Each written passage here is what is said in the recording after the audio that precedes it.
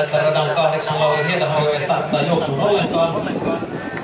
Tasaisena rintamana sille tullaan, onko Aleksille Rauhala, joka levitää pikkipaikalla ja hänessä puolellaan Aleksi Heimonen, sitten tulee kanssa todella kovaa. Kuten myös Verneri Huovinen Turun Veikot, eli tässä oli tämä kolmikko, joka on juossut tällä kaudella alle 52 sekuntiin. Vastatuliosuus on selätetty ja viimeinen 150 metriä alkaa.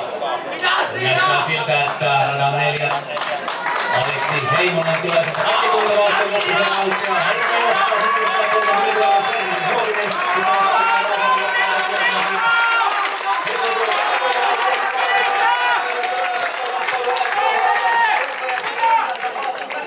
Kolmas.